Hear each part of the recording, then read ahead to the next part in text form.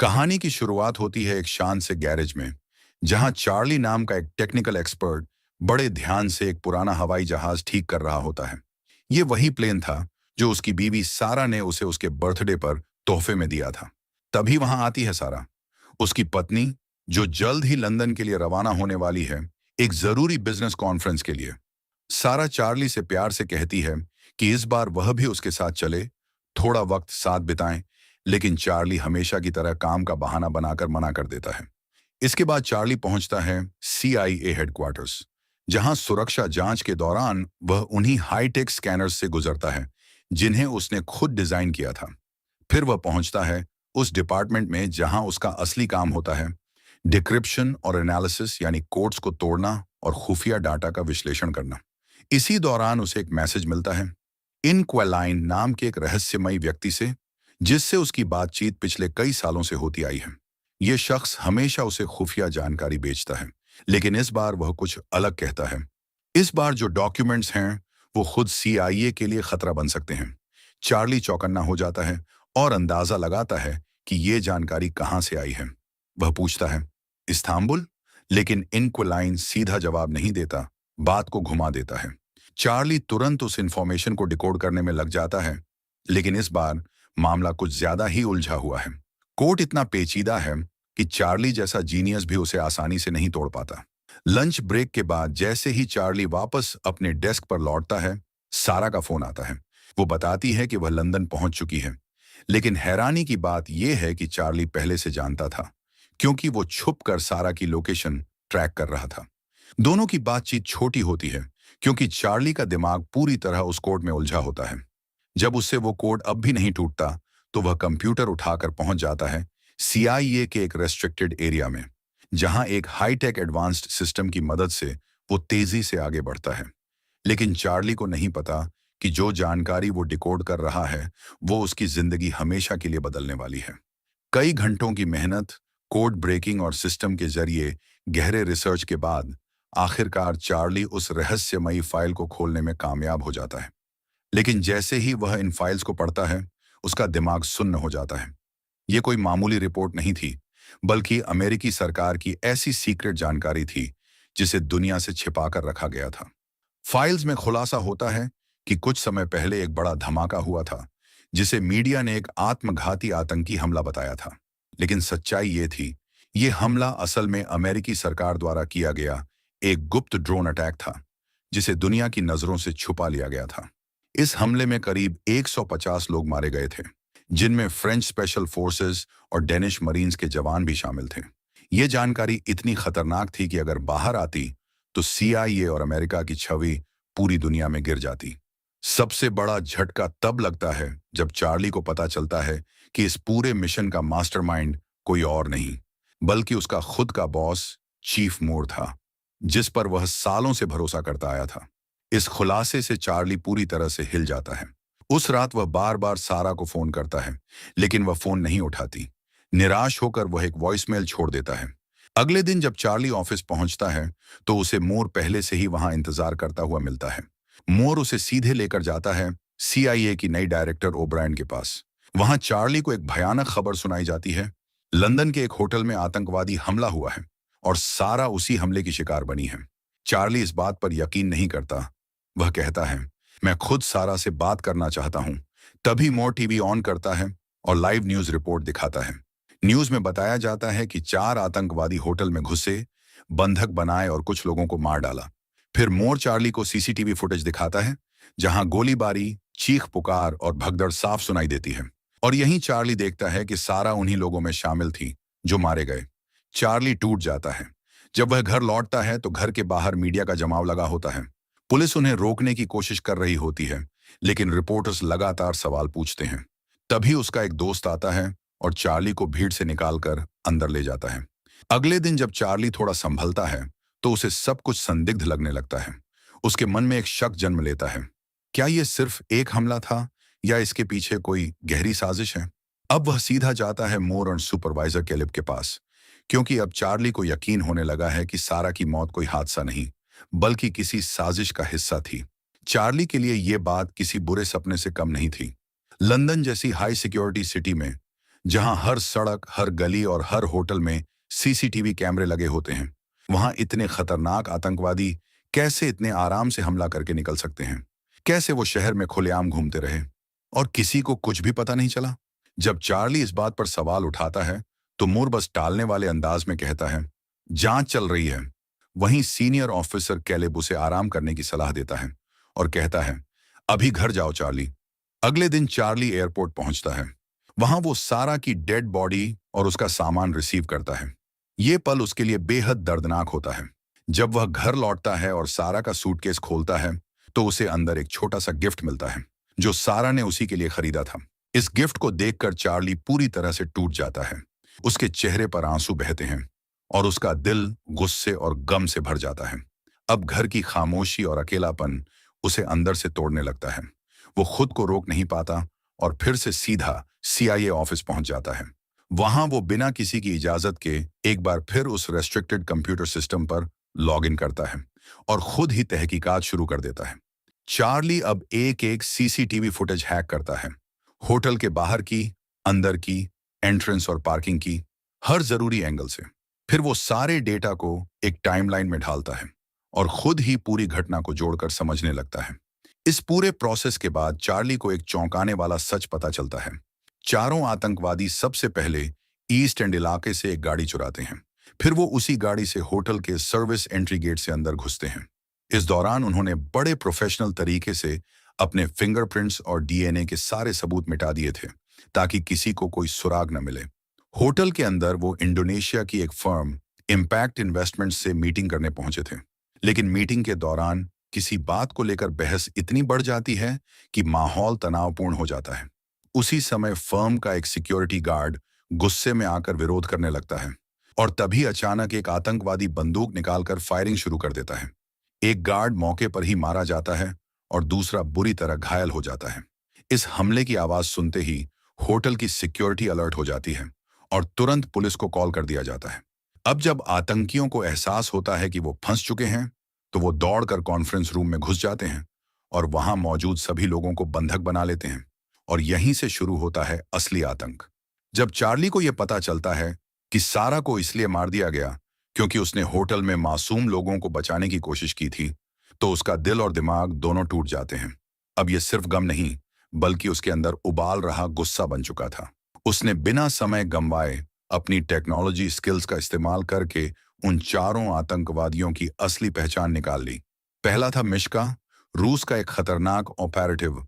दूसरा लॉरेंस, जो south Africa की स्पेशल फोर्सेस का एक्स सोल्जर रह चुका था। तीसरा हॉर्स्ट, जो पैसे के लिए किसी की भी जान ले सकता था। और आखिरी ग्रेचन, जो कभी खुद एक खुफिया एजेंसी की अफसर रही थी। लेकिन जब चार्ली ये सारी जानकारी मूर और कैलिब को बताता है, तो उनके चेहरे देखकर उसे समझ आ जाता है कि वो ये सब पहले से जानते थे। यानी सारा की मौत पर भी शायद उनकी चुप्पी जानबूझकर थी। मूर उसे टालता है और थेरेपिस्ट से मिलने भेज देता है। लेकिन अब चार्ली किसी इलाज या सहानुभूति के मूड में नहीं था। अब वो सच जानना चाहता था। अगले दिन वो प्लान बनाता है। अपनी सीआईए आईडी में एक खास चिप छुपाता है, जो सिक्योरिटी स्कैनर से बच जाती है। ऑफिस पहुंचकर वो खुफिया फाइल्स को प्रिंट करता है और एक डिवाइस से उनकी डिजिटल कॉपी बना लेता है। उस रात अकेला बैठा बार में ज्यूक बॉक्स को घूरता रहता है, जैसे कोई पुरानी याद उसे भीतर से जला रही हो। और सुबह होते ही वो फिर ऑफिस पहुंचता है। लेकिन इस बार उसके हाथ खाली नहीं होते। उसके पास होते हैं प्रिंटेड सबूत, जिनमें सीआईए की कई खतरनाक साजिशें उजागर होती हैं। सीरिया के अस्पताल पर बमबारी, यमन में आम नागरिकों की मौत और भी बहुत कुछ। चार्ली धमकी देता है, मैंने एक डेड मैन स्विच एक्टिव किया है। अगर हर 5 घंटे में मैं एक खास कोड सिस्टम में नहीं डालूंगा, तो ये सारे सबूत दुनिया के बड़े न्यूज चैनलों तक पहुंच जाएंगे। फिर वो डील रखता है। उसे सीआईए की पूरी ट्रेनिंग चाहिए, फेक पासपोर्ट, मोटी रकम, एक हथियार और उन चारों आतंकियों की पूरी डिटेल, क्योंकि अब चार्ली सिर्फ एक एनालिस्ट नहीं, एक शिकारी बन चुका है। मीटिंग खत्म होते ही जैसे ही चार्ली अपनी कार में बैठता है, उसका शरीर तनाव से कांपने लगता है और वही कार में बैठते ही वो उल्टी कर देता है। अब उसे पहली बार एहसास होता है कि जिस जाल में वो कूद चुका है, वो किसी खेल का हिस्सा नहीं, बल्कि जिंदा बचने की जंग है। दूसरी तरफ सीआईए ऑफिस में मूर इस बात को मानने से इनकार कर देता है कि चार्ली ने वाकई कोई डेड मैन स्विच एक्टिव किया है। उसका कहना होता है, ये बस एक धमकी होगी, एक चाल। लेकिन तभी केलिब बीच में बोलता है, अगर ये ब्लफ नहीं हुआ तो। वो समझता है कि इस खतरे को हल्के में लेना सीआईए के लिए बहुत भारी पड़ सकता है। अब टीम चार्ली की हर हरकत की तहकीकात करने लगती है। सबसे पहला सवाल, उसने सीआईए की इतनी खुफिया फाइल्स की कॉपी आखिर की कैसे? वो अंदाजा लगाते हैं कि शायद चार्ली ने कोई स्किमर डिवाइस यूज किया जो सीधे सीआईए के सिक्योर कंप्यूटर से तो डेटा नहीं निकाल सकता, लेकिन प्रिंटर से निकाल सकता है। इसका मतलब चार्ली ने पहले फाइल्स को प्रिंटिंग सिस्टम में डाला, फिर प्रिंटर से एक मैग्नेटिक स्ट्रिप डिवाइस की मदद से डेटा चुराया। जब सिक्योरिटी फुटेज चेक होती है तो साफ नजर आता है कि चार्ली ने हाल ही में एक लोकल स्टोर से सच में मैग्नेटिक स्ट्रिप खरीदी थी। लेकिन असली पहेली ये थी, उसने वो डिवाइस सीआईए की बिल्डिंग में लेकर कैसे गया और वापस कैसे लाया? जांच करते करते एजेंट्स चार्ली के घर की भी तलाशी लेते हैं और पता चलता है कि वो हाल ही में 2 बार एक ही बार में गया था। जब एजेंट्स उस बार की तलाशी लेते हैं तो जुक बॉक्स के नीचे उन्हें एक पुरानी एबा म्यूजिक सीडी मिलती है। केलेब जब उस सीडी को जुक बॉक्स में प्ले करने की कोशिश करता है तो उसमें से सिर्फ अजीब सी आवाजें और नॉइज आती हैं, कोई म्यूजिक नहीं। तभी टीम समझ जाती है कि ये कोई आम सीडी नहीं, बल्कि ये चार्ली द्वारा छुपाई गई कोई डिजिटल डिवाइस है। शायद यही वो चीज है जिसमें उसने खुफिया जानकारी छुपाई है, और वो सीडी को वहां से जब्त कर लेते हैं। इसी दौरान दूसरी तरफ चार्ली अब सीआईए के ट्रेनिंग सेंटर पहुंच चुका होता है, जहां उसका स्वागत करता है कर्नल हेंडरसन। अब वो चार्ली को असली दुनिया की ट्रेनिंग देने जा रहा होता है। ट्रेनिंग की शुरुआत होती है शूटिंग रेंज से, लेकिन यहां चार्ली की कमजोरी सामने आ जाती है। वो कोई खास निशानेबाज नहीं होता, उसे सही निशाना लगाने के लिए टारगेट के काफी करीब जाना पड़ता है। लेकिन जैसे ही बात आती है बम बनाने की, चार्ली सबको हैरान कर देता है। वो इतनी तेजी और सटीकता से बम असेंबल करता है कि खुद कर्नल हेंडरसन भी हैरान रह जाता है और पहली बार उसे गंभीरता से लेने लगता है। अब चार्ली को अपनी नई पहचान याद करनी होती है, जो उसके अगले मिशन के लिए बेहद जरूरी है। उसकी ट्रेनिंग अब और भी कठिन हो चुकी थी। कर्नल हेंडरसन उसे हर हाल में परखना चाहता है। वो बार बार चार्ली को धक्का देता है, उस पर चिल्लाता है, उसे मानसिक दबाव में डालता है, ताकि ये देखा जा सके कि क्या चार्ली तनाव और तकलीफ में भी खुद को भूलता तो नहीं। क्या वो अब वो इंसान है जो खुद को पूरी तरह बदल चुका है? आखिरकार चार्ली के लिए फेक पासपोर्ट और नई आईडी तैयार कर दी जाती है। लेकिन उसी रात कुछ ऐसा होता है जो चार्ली के दिल को हिला देता है। कर्नल हेंडरसन उसके कमरे में आता है और गंभीर लहजे में कहता है, तू कातिल नहीं है। चार्ली की आंखों में दर्द और आग दोनों होते हैं। वो बस एक ही बात कहता है, मैं सिर्फ इंसाफ चाहता हूं। हेंडरसन चुपचाप एक पिस्तौल निकालता है, चार्ली के हाथ में थमाता है और कहता है, अगर तू वाकई कातिल बनना चाहता है तो मुझे गोली मार। चार्ली की उंगलियां कांपने लगती हैं, हाथ थरथराता है। वो पिस्तौल को ऊपर उठाता है, लेकिन कुछ सेकंड बाद वो उसे नीचे कर देता है, क्योंकि उसके अंदर अभी भी इंसानियत जिंदा है। वो मारने वाला नहीं बना, लेकिन बदला तो अब भी जिंदा है। उधर सीआईए के ऑफिस में एजेंट्स उस सीडी की एनालिसिस में कई घंटे बिता देते हैं, और जो सच्चाई सामने आती है वो सबको चौंका देती है। चार्ली का डेड मैन स्विच सिर्फ एक ब्लफ, यानी झूठा धमकी थी, लेकिन ये ब्लफ इतना दमदार था कि सभी उसे सच मान बैठे थे। जैसे ही यह पता चलता है, टीम मोर को रिपोर्ट देती है, लेकिन उन्हें नहीं पता कि चार्ली उनकी पूरी बात सुन रहा है। असल में चार्ली ने अपनी आईडी बैज में जो चिप छुपाई थी वो एक बग डिवाइस थी, और उसने वही बग उन फाइल्स में भी प्लांट कर दिया था जो उसने अपने सीनियर्स को दी थी। अब चार्ली सब कुछ लाइव सुन रहा था।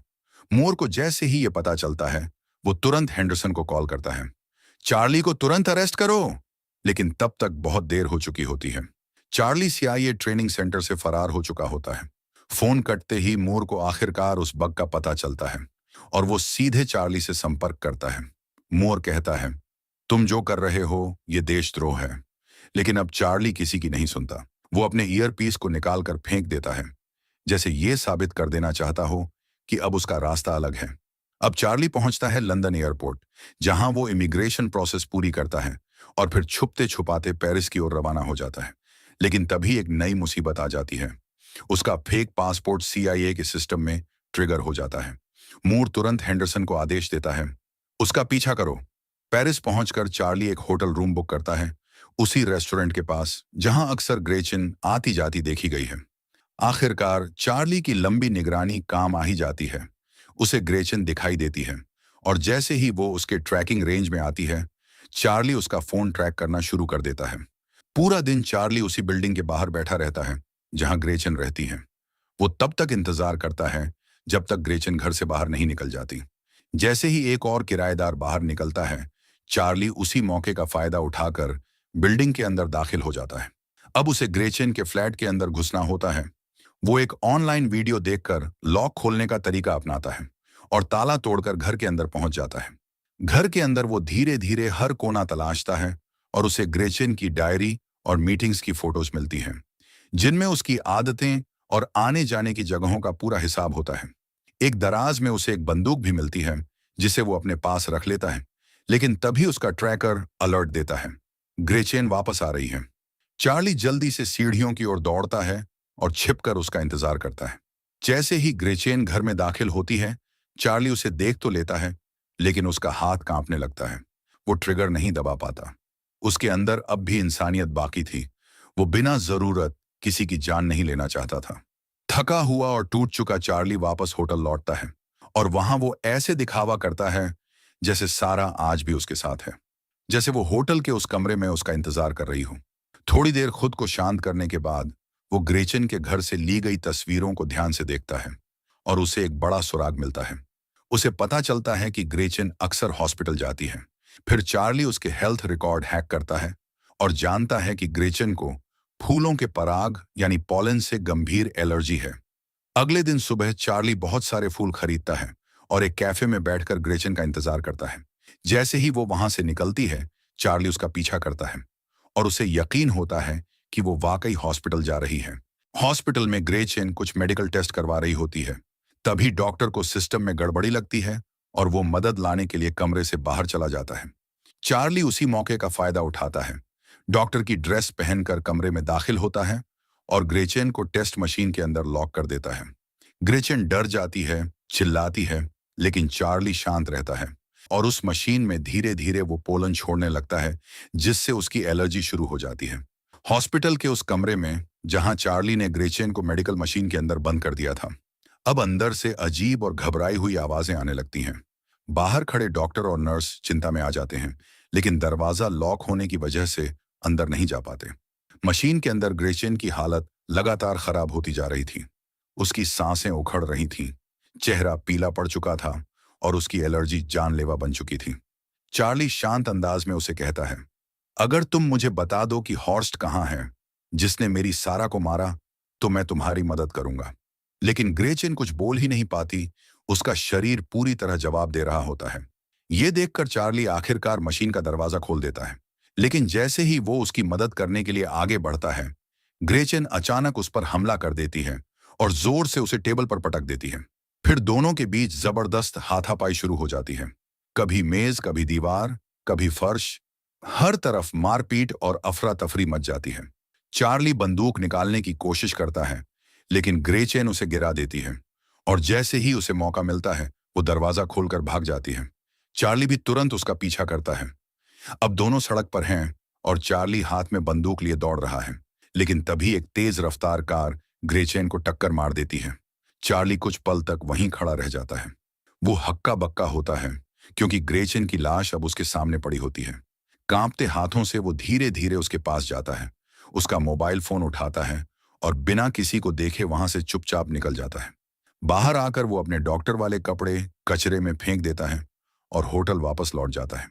वहां वो खुद को साफ करता है, शरीर से खून हटाता है और जल्दी जल्दी अपना सामान पैक करता है।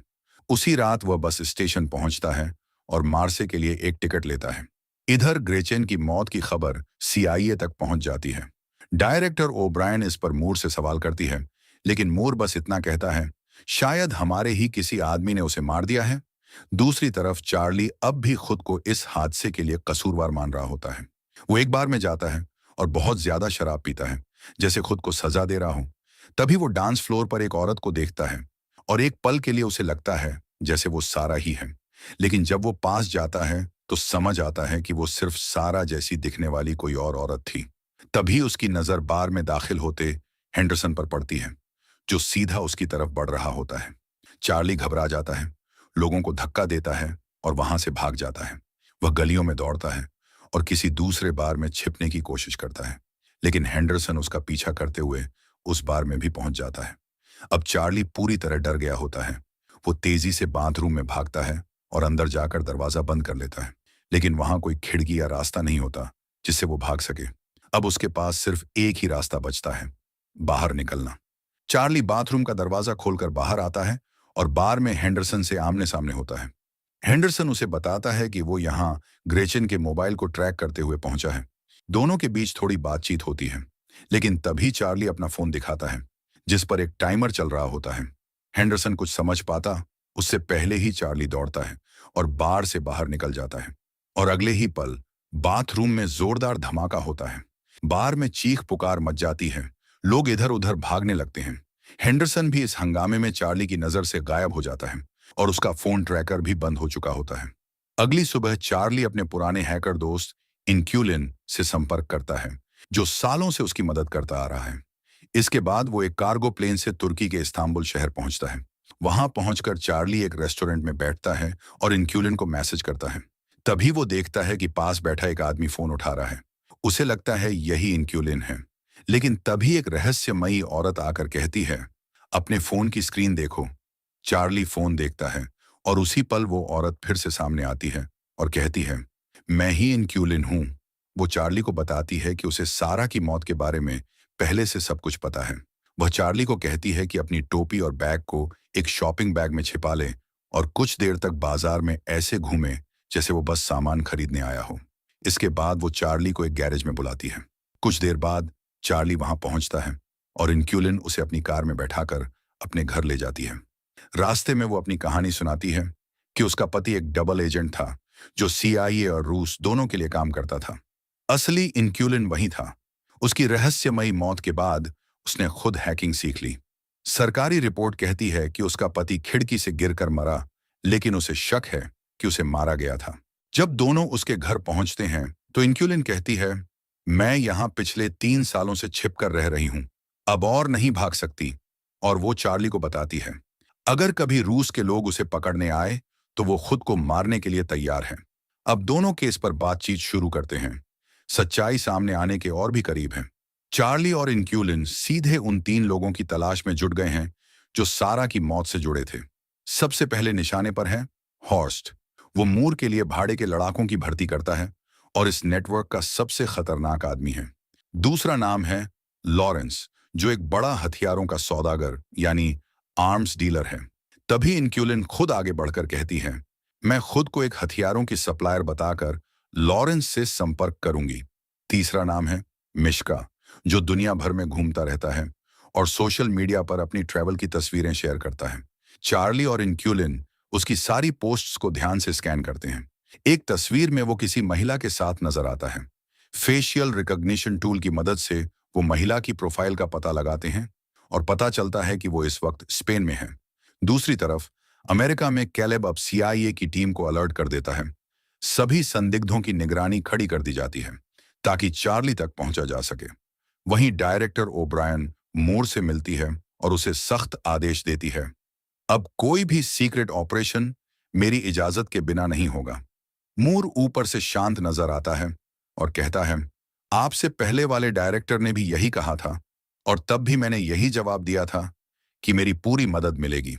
लेकिन सच्चाई ये है कि मूर अब भी चुपचाप अपने मन की कर रहा होता है। उसी दिन जब ओब्रायन अपनी गाड़ी में बैठती है, उसका असिस्टेंट उसे स्पेन से भेजी गई एक तस्वीर दिखाता है जिसमें हेंडरसन मैड्रिड में मौजूद है। यानी मूर ने गुपचुप उसे स्पेन भेज दिया था। अब ओब्रायन भी एक चाल चलती है। वो अपने सबसे भरोसेमंद एजेंट को हेंडरसन की निगरानी के लिए भेज देती है। उधर चार्ली और इनक्यूलिन मिश्का को ट्रैक करने में कामयाब हो जाते हैं। वो एक होटल की सिक्योरिटी फुटेज हैक करके पता लगाते हैं कि मिश्का मैड्रिड के एक लक्जरी होटल में रुका हुआ है। चार्ली तुरंत वहां पहुंचता है और उसी होटल में चेक इन कर लेता है।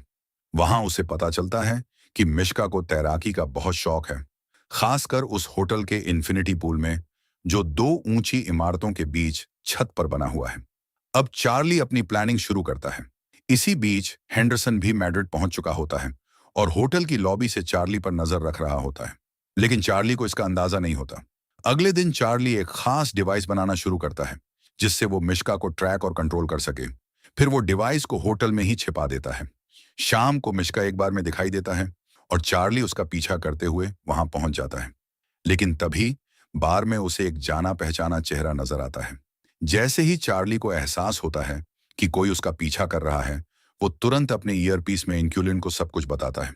इंक्यूलिन फौरन उस संदिग्ध आदमी का चेहरा स्कैन करती है और फेस रिकॉग्निशन से कंफर्म करती है। वो सीआईए का एजेंट है। उसी कैमरे में उसे हेंडरसन भी नजर आता है। अब मामला और भी गंभीर हो जाता है। इंक्यूलिन चार्ली को सीधा कहती है, मिशन कैंसिल कर दो, अभी वहां से निकल जाओ। लेकिन चार्ली अब रुकने के मूड में नहीं होता। वो कहता है, मैं पीछे नहीं हटूंगा। थोड़ी देर बाद मिश्का होटल की छत पर बने उस खास रूफटॉप पूल में तैरने आता है। चार्ली वहीं पहुंचता है और उसे रोककर पूछता है, हॉर्स्ट कहाँ है? लेकिन मिश्का मजाक उड़ाता है। तब चार्ली उसे धमकाता है, अगर नहीं बताया तो ये पूरा पूल तबाह हो जाएगा। मिश्का हंस देता है और दूर तैरने लगता है। लेकिन तभी चार्ली एक बटन दबाता है और पूल की कांच की दीवारों में दरारें आनी शुरू हो जाती हैं। अब मिश्का को खतरा महसूस होता है। वो जल्दी जल्दी किनारे की तरफ तैरने लगता है, लेकिन तब तक देर हो चुकी होती है। कांच टूटता है और पूरा पूल फट जाता है। सारा पानी नीचे सड़क पर गिरने लगता है और मिश्का ऊंचाई से नीचे गिरकर मर जाता है। उधर इंक्यूलिन तुरंत अलर्ट करती है, चार्ली, हेंडरसन और दूसरा एजेंट तुम्हारी तरफ आ रहे हैं, जल्दी भागो। अब शुरू होती है एक तेज और खतरनाक चेज सीन। हेंडरसन लगभग चार्ली को पकड़ ही लेता है, लेकिन तभी दूसरा सीआईए एजेंट अचानक हेंडरसन पर हमला कर देता है। दोनों लड़ते लड़ते होटल के लॉन्ड्री रूम में पहुंच जाते हैं। वहां भयानक फाइट होती है। दोनों एक दूसरे को मशीनों, ड्रम्स, दीवारों पर पटकते हैं। हेंडरसन उस एजेंट का सिर वॉशिंग मशीन में दबा देता है। वो एजेंट किसी तरह गन निकालता है और हेंडरसन को गोली मार देता है। लेकिन हेंडरसन फिर उससे गन छीनकर उसे गोली से ढेर कर देता है। चार्ली ये सब दरवाजे से देख रहा होता है। उलझन में पड़ जाता है कि क्या किसी की मदद करनी चाहिए। लेकिन तभी इंक्यूलिन की आवाज आती है, याद रखो चार्ली, तुम्हारा असली मकसद बदला है, भागो। अगले दिन डायरेक्टर ओब्रायन मूर को ऑफिस बुलाती है और सख्त लहजे में पूछती है, चार्ली कहाँ है? मूर बहुत शांत तरीके से जवाब देता है, वो बिरीवमेंट लीव पर है, सारा की मौत के बाद थोड़ा वक्त ले रहा है। ओब्रायन उसे जाने देती है। लेकिन जैसे ही मूर बाहर निकलता है, वो अपने कंप्यूटर में एक यूएसबी लगाती है और होटल का सिक्योरिटी फुटेज ऑन करती है। उधर कैलेब और उसकी टीम भी वही फुटेज देख रहे होते हैं और उन्हें एक बड़ा खुलासा होता है। चार्ली अकेला नहीं था, कोई था जो उसकी मदद कर रहा था। सीआईए की टीम अब धीरे धीरे सच्चाई के करीब पहुंच रही थी। जब उन्होंने चार्ली की छुपाई हुई चैट्स को चेक किया तो उन्हें इंक्यूलिन के साथ की गई बातचीत मिल गई। जांच आगे बढ़ी तो उन्हें एक मरे हुए एजेंट की फाइल मिली जिसका नाम भी इंक्यूलिन था। अब उन्हें शक होता है कि शायद उसी एजेंट की पत्नी ने उसकी पहचान लेकर खुद को नया इंक्यूलिन बना लिया है। उधर रात में चार्ली और इंक्यूलिन अब एक दूसरे के करीब आ चुके थे। दोनों बस एक दूसरे की मौजूदगी के लिए साथ सोने का फैसला करते हैं। लेकिन तभी इंक्यूलिन के पालतू पक्षी जोर जोर से चिल्लाने लगते हैं। वो सिक्योरिटी कैमरा ऑन करते हैं तो देखते हैं कि बाहर सीआईए के एजेंट्स ने घर घेर लिया है। तुरंत दोनों एक छुपे हुए रास्ते से घर से बाहर निकलते हैं। जैसे ही वो बाहर आते हैं, चार्ली ऊपर एक ड्रोन को उड़ता देखता है जो उनकी हर हरकत पर नजर रख रहा होता है। उसी वक्त एजेंट्स घर में घुसते हैं, लेकिन तब तक बहुत देर हो चुकी होती है। कंप्यूटर का सारा डाटा खुद ब खुद मिट रहा होता है। इसके बाद चार्ली और इंक्यूलिन बीच की तरफ भागते हैं, लेकिन अब ड्रोन उन्हें देख चुका होता है। कुछ ही मिनटों में एजेंट्स गोलियां चलाते हुए हमला कर देते हैं। कुछ एजेंट्स तो समंदर में बोट से भी उनका पीछा करने लगते हैं। इस खतरनाक पीछा करने की भाग दौड़ में कार बुरी तरह टूट जाती है और इंक्यूलिन को गोली लग जाती है। चार्ली के पास अब कोई चारा नहीं होता। वो इंक्यूलिन को दूसरी सीट पर खींचकर खुद ड्राइविंग सीट पर बैठता है और जब तक पीछा कर रहे एजेंट्स पीछे नहीं छूट जाते, तब तक कार चलाता रहता है। फिर एक पुराने गैरेज में जाकर कार रोकता है और इंक्यूलिन को आखिरी बार अलविदा कहता है। अब उसके अंदर सिर्फ बदले की आग रह जाती है। अगले दिन चार्ली लॉरेंस से मिलने की तैयारी करता है, जो एक बड़ा हथियार बेचने वाला था और इस पूरे खेल का हिस्सा था। चार्ली खुद को हथियार विक्रेता बनाकर उससे मिलने की प्लानिंग करता है। वो कुछ इलेक्ट्रॉनिक डिवाइस खरीदता है और फिर निकल पड़ता है रोमानिया की ओर। वहां एक सुनसान इमारत में जाकर वो अपना चेहरा रिकॉर्ड करता है और बर्लिन की सिक्योरिटी फीड हैक कर लेता है। चार्ली अब अपने मिशन के आखिरी पड़ाव पर पहुंच चुका था। सीआईए को पूरा यकीन हो जाता है कि वो बर्लिन में है और उनकी टीम तुरंत वहां भेज दी जाती है।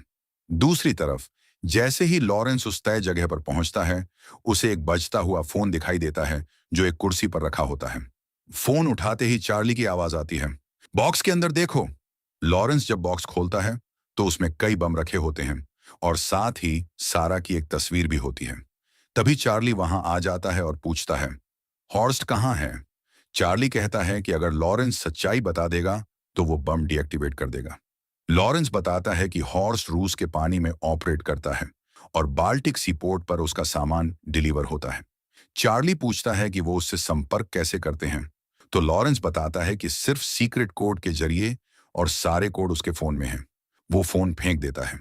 चार्ली फोन उठाता है और वहां से चुपचाप निकल जाता है। थोड़ी देर बाद बम फट जाते हैं और लॉरेंस की मौत हो जाती है। सीआईए को जब इसकी खबर मिलती है तो उन्हें समझ आता है कि बर्लिन की जो वीडियो उन्होंने देखी थी वो फर्जी थी। असली लोकेशन तो रोमानिया थी। अब कहानी अपने आखिरी मोड़ पर पहुंच रही थी। रूस के एक होटल में बैठकर चार्ली सारा को याद करता है और उसका दिया हुआ प्याज की परतों वाला पजल खोलता है। जब वो उसे हल करता है तो उसमें से सारा का एक प्यार भरा मैसेज निकलता है जिससे चार्ली की आंखें भर आती हैं। अगली सुबह चार्ली सीपोर्ट पहुंचता है और वहां एक संदिग्ध गाड़ी को देखता है। वो हॉर्स्ट के आदमियों को एक कोड भेजता है जिससे एक आदमी फोन चेक करता है। चार्ली उसका पीछा करता है और उसकी बोट की तस्वीरें खींचता है।